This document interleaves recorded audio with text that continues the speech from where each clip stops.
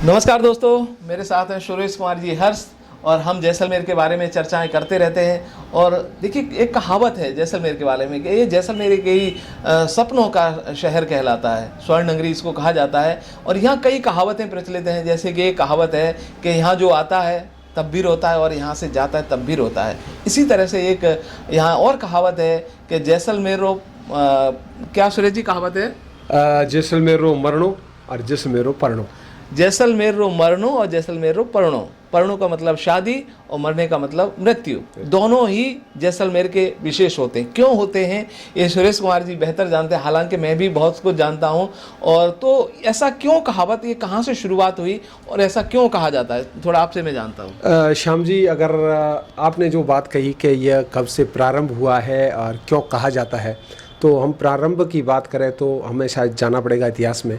तो जैसलमेर का इतिहास करीब करीब 900 वर्ष का है और इसमें कई उथल पुथल हुए। लौदरवासी के बाद में जब जैसलमेर बचा, तो जैसलमेर रेगिस्तान इलाका है, डेजर्ट इलाका है, तो यहाँ कोई प्रकार की ज़्यादा व्यवस्थाएं नहीं है। और हमारे पास पड़ोसी मुल्क जो पाकिस्तान आज का है, किसी समय हम एक होते थे, तो लोग यहाँ से व्यवसाय के लिए पाकिस्तान चले जाते थे। इन्हें आज का पाकिस्तान पहले नहीं था। और उसके बाद आज का जो हमारा रशिया है, उसका एक हिस्सा टूट के आया कजाकिस्तान, वहाँ भी लोग जाते थे व्यवसाय के लिए।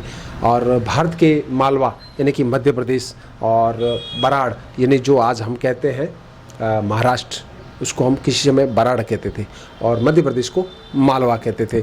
और कई लोग बंगाल, रंगून, ब्रह्मा वहाँ तक जाते थे। तो लोगों का जैसलमेर के प्रति एक बहुत बड़ा लगाव था। और कहते हैं ना कि आग का कीड़ा आँख में राजी, यानी कि आँख यानी जो एकदम बहुत ही कड़वा होता है, आग का पौधा आपने देखा होगा श्याम जी, उसका जो कीड़ा होता है वो उसी में खुश रहता है। उसे अगर हम गुलाब के फूल में डालेंगे ना तो उसकी मृत्यु हो जाएगी। तो जैसलमेर का आदमी जब किले को देखता है, जैसे आपने कहा कि सपनों का शहर है जैसलमेर, तो जब वो किला देखता है ना शाम के समय, तो उसे जो सुकून मिलता है उसकी हम सीमाएं नहीं आंक सकते हैं। तो मरणो जैसलमेरो और पर्णो जैसलमेर, जो यहाँ के लोग बाहर रहते थे, उनकी एक अभिलाषा रहती थी कि मेरी मृत्यु हो तो जैसलमेर के अंदर हो और मेरी शादी हो तो जैसलमेर के अंदर हो। मित्रों, मैं थोड़ा सा समय लूँगा आपका, श्याम जी आपका समय लूँगा। हमारे यहाँ व्यवस्थाएं थी 3 वर्ष में शादी का एक सावा ब्राह्मणों का उसको सोजाया जाता था, यानी कि उसकी तारीख तय की जाती थी।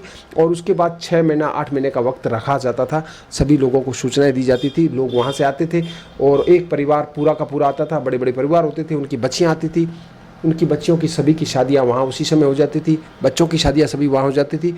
3 वर्ष के बाद जैसे शादी एक बार होगी तो फिर 3 वर्ष तक कोई प्रकार की शादी नहीं होती थी। तो जब वो यहाँ का माहौल होता था, आज के समय में बीकानेर में एक नया नाम दिया गया, ओलंपिक। अरे वाह, क्या बात। हाँ, ओलंपिक शादी का आप देखोगे तो एक गली से दूल्हा आ रहा है, उसके साथ उसकी भाभी है और एक उसका शायद पंडित है उसके साथ, और वो भागता जा रहा है, दूसरी गली से फिर आ रहा है। तो मित्रों, आज भी कहीं देखते हैं तो हमें अचंभा होता है, एक ही दूल्हा जा रहा है, उसके साथ एक औरत जा रही है, क्या है। एक मिनट सुरेश जी, मैं आपसे एक चीज़ जानना चाहूँगा। आपने कहा कि बीकानेर में इसका नाम शादी का ओलंपिक दिया गया है, और जैसलमेर में जो पुरातन समय था 3 साल में एक ही बार इकट्ठे एक साथ शादियाँ होती थी। इसका कारण क्या था, वो थोड़ा हमें बताइए। बिल्कुल, इसका कारण यही था कि हम जब जहाँ से बात कर रहे हैं कि मरना और पढ़ना जैसलमेर का, तो दोस्तों भूखा इलाका था, रेगिस्तान भूखा ही कहेंगे हम उसको। तो लोग व्यवसाय के लिए, जैसे मैंने कहा, ब्रह्मा में रंगून रहते थे, मालवा में, बराड़ में, और आज का जो हमारा पाकिस्तान सिंध प्रांत है, और अफ़गानिस्तान में रहते थे, कजाकिस्तान में रहते थे, और यहाँ तक कि ईरान में रहते थे, बलूचिस्तान वगैरह। हमारे यहाँ आज भी जैसलमेर के कई परिवार उनको वहाँ के सेठ भी कहते हैं।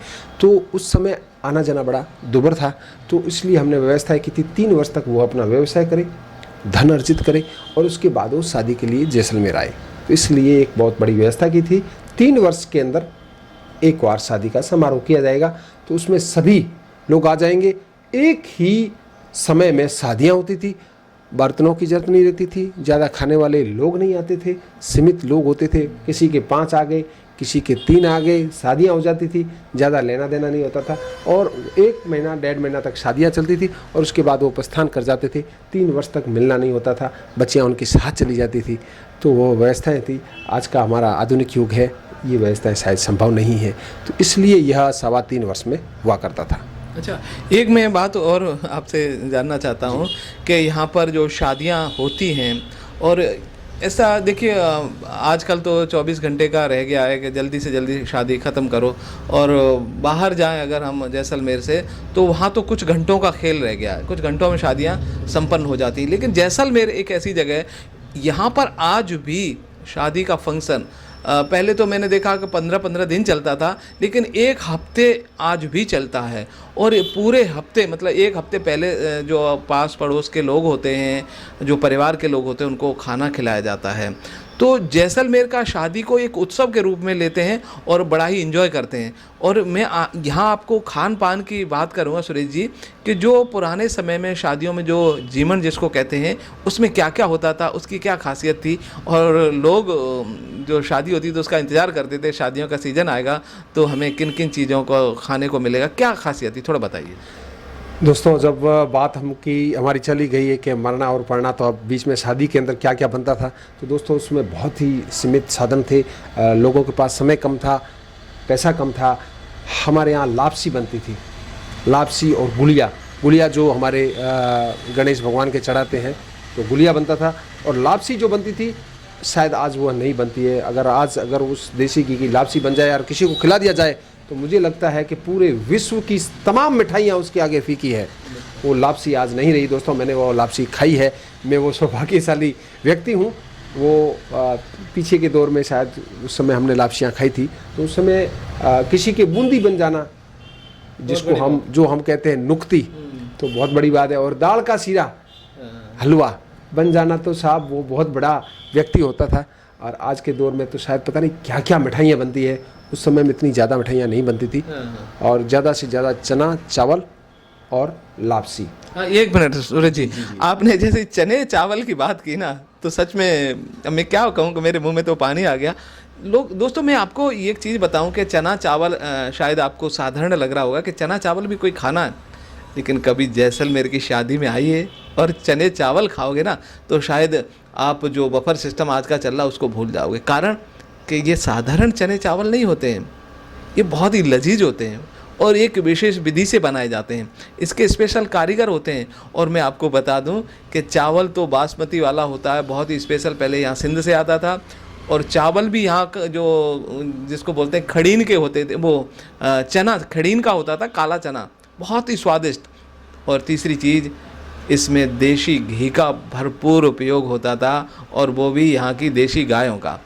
और वो इतना स्वादिष्ट होते हैं चने चावल कि जो यहाँ पर लोग खा के गए, कि सरकारी कर्मचारी होते हैं, बाहर चले जाते हैं, याद करते हैं यार जैसलमेर के चने चावल बड़े फेमस थे। तो ये साधारण नहीं थे, आपको सुनने में लग रहा हो कि चने चावल भी कोई खाना है। बिल्कुल श्याम जी, अब जब बात चल निकली है तो मैं एक बात छोटी सी आपको बताना चाहूँगा। एक बार यहाँ कोई राजशाही शादी थी और कोई बारात आई थी, तो उनके लिए स्पेशल यानी कि खासकर चने चावल का वहाँ रखा गया। तो वो बड़े अचंभित हो गए। उन्होंने कहा, चने तो हमारे घोड़े खाते हैं, हम तो चने नहीं खाएंगे। तो हमारे यहाँ के लोगों ने कहा, साहब हमारा यहाँ तो सबसे बड़ा जब चने और नहीं बनते हैं तो मतलब कुछ नहीं बनाए। तो वो बड़े अचंभित हुए। उन्होंने कहा, चने का भी क्या होता है, हमने तो कभी, तो चने तो हमारे घोड़े खाते हैं। लेकिन जब उन्होंने वह चने खाए, तब उन्होंने यहाँ से अपने साथ जाती हुई बारात में कुछ जो यहाँ के रसोइये थे, यानी कि जो व्यंजन बनाने वाले कारीगर थे, वो भी उनको साथ लेके गए। तो मित्रों, यहाँ का कहते हैं ना कि मरना और पढ़ना, तो पढ़ने की हमने बात की है, और मरने की बात इसलिए होती है कि जब लोग यहाँ से व्यवसाय के लिए जब बड़े दूर दूर तक जाते थे, यानी कि आज उस समय ताशकंद और ब्रह्मा और कलकत्ता तक जाना बड़ा लोगों को तो वह यहाँ की उनकी एक अभिलाषा रहती थी कि मेरी जहाँ जन्मस्थली है, शायद मेरी मृत्यु भी वहीं हो। तो एक कहावत चलती थी कि मरनो तो जैसलमेर रो और पढ़नो तो जैसलमेर रो। इसके बीच में कई छोटी बातें हैं। अगर श्याम जी, अगर हम बैठ जाएं तो शायद मुझे लगता है कि कई दिन तक हम इस पर चर्चा कर सकते हैं, क्योंकि इसके बीच में कई छोटी छोटी बातें हैं। मृत्यु होती थी, उसके लिए एक साल भर तक शोक सभा रखते थे मित्रों, एक वर्ष भर तक। यानी कि उस समय संसाधन नहीं थे, पत्र भेजते थे, 6 महीने 3 महीने लग जाते थे उस पत्र को वहाँ तक पहुँचने में, रिश्तेदार के पास। उसको जब पता चलता था, फिर वो वहाँ से अपना काम को समेटता था, फिर वो जैसलमेर के लिए आता था। और जैसलमेर की कहावत तो शायद आपको भी पता है, वह समय था घोड़ा कीजिए काठ का, घोड़ा कीजिए काठ का और पिंड कीजिए पाषाण। मतलब जैसलमेर आने के लिए आपको एक विशाल रोटी बनानी पड़ेगी और आपका शरीर है वो लकड़ी का बनाना पड़ेगा। और कहते हैं काठ का घोड़ा, यानी कि घोड़ा भी काठ का होना चाहिए, वस्त्र आपके लोहे के, इस तरह की कई कहावतें थी। तो वो समय था बड़ा दुभर था, तो इसलिए लोगों की फिर भी अभिलाषा जैसलमेर के अंदर रहती थी। तो मरना जैसलमेर का और पढ़ना जैसलमेर का।